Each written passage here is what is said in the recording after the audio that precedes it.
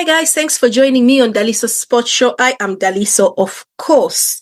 Let's have a look at the World Cup qualifiers. So I'm going to start in Group B, Friday evening's fixtures. Slovenia and Sweden ended 2-2, and this was a group in Group B. Then Switzerland versus Kosovo. Switzerland won 4-0. I'm trying to see if I know anybody in the Switzerland squad. I watched the Ukraine-France match, so I didn't really pay too much attention. Akanji scored in the 22nd. Embolo scored in the 25th. Sylvan Vidma scored in 39th, and Embolo again in the 45th minute. So yeah, they scored 4 goals in the first half. Then of course, nothing else later on in the game. I know those guys. I didn't realize I knew that many. Right, Denmark, Scotland, that ended in 0-0 draw. That was in Group C. Greece, Belarus, it was 5-1. And I can assure you, we don't know any of these guys in the Greece national team. If they do qualify for the World Cup, we'll know about them pretty quickly. That's just how it goes. Group D, Iceland beat Azerbaijan 5-0. Wow, what happened in this match? Goodmanson, I recognize him. Johansson, Paulsen. Yeah, plenty of goals. 5-0 against Azerbaijan. Ukraine, France. Now, I watched this. Ukraine, France. France beat Ukraine 2-0. This match was played in Poland, Krakow, for obvious reasons. Ukraine, they are at war with Russia, so no one's going to be playing there. I'll come and, well, at the end of this, I'll have a little bit of a talk about what I saw in that match. Let me just go through these results quickly. Italy beat Estonia 5-0. Let's see who scored in that. Keane, Rategui, Raspadori, and Bastoni. 5-0. I think it was expected. Early group stages. Yeah, it's going to be that. That was in Group I.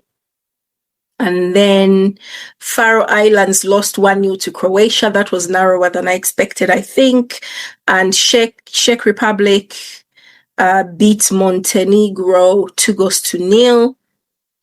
And that was for the European matches. Now let's go to the African matches, the qualifiers for the African nations.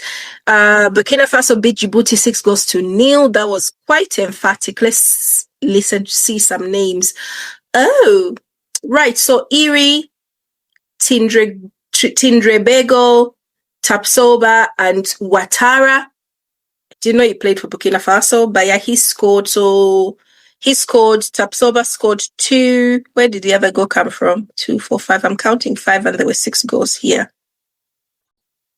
A penalty was disallowed apparently earlier on from Ouattara, and then Ouattara then scored. They couldn't keep track of who was scoring. Yeah. And then Tapsoba scored 2. 1, 2, 3, 4, 5.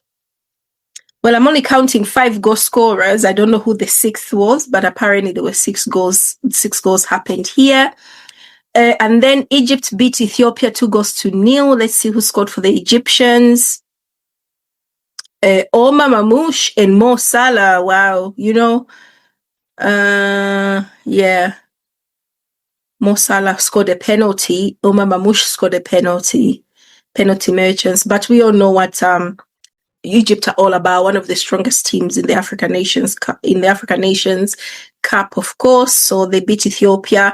Then in Group B, South Sudan lost 4-1 against Congo DRC.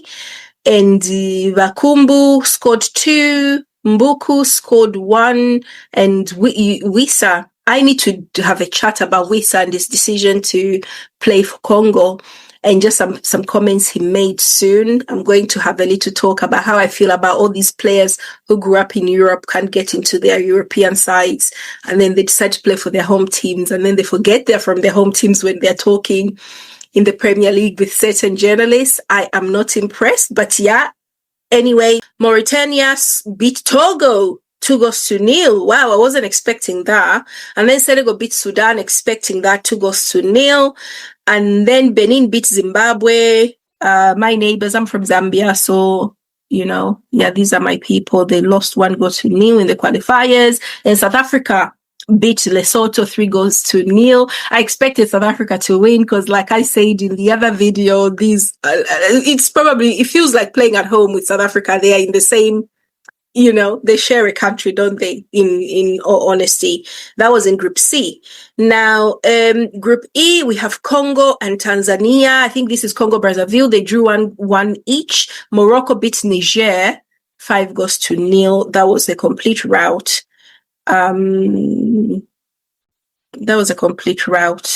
Absolutely hammered them. Then in Group F, Kenya versus Gambia. Gambia beat Kenya 3-1. Ivory Coast beat Burundi 1-0. And as I'm talking, the game is still going on, and Bayo scored in the 3rd minute. So it's been a long game with very little happening. And then in Group G, Guinea beat Somalia 3-0. Uganda beat Mozambique 4-0. Namibia were playing Malawi in Group H. Malawi did the business 2-1, beating Namibia. That's quite surprising, away from home as well. That's a bit of a surprise for me. And those were the matches in the African games. I wish I'd watched them, but tomorrow I'm going to be watching the Nigeria match. So then I can talk more about Nigeria. But I did watch Ukraine versus France. And I saw a great goal from Kylian Mbappe in the 82nd minute. And Michael Olise scored in the first half, assisted by Bakola. So in this match, first half, I think France were really, really comfortable, really pulling the strings. And then, sort of like in the second half, Ukraine sort of came back into it. They were really, really competitive, but in the end, they sort of opened themselves up. Their line was a bit higher, and Mbappe just managed to get one-on-one with the defender. Well, keeper was there as well, but once he drove past the defender, it was just a goal. You couldn't blame the keeper. It was just one of those goals, the kind of thing we saw from Mbappe in the last World Cup is what he showed tonight against Ukraine. But it wasn't like a very straightforward game for them. Ukraine had their chances, but Magnon, the keeper, was really good.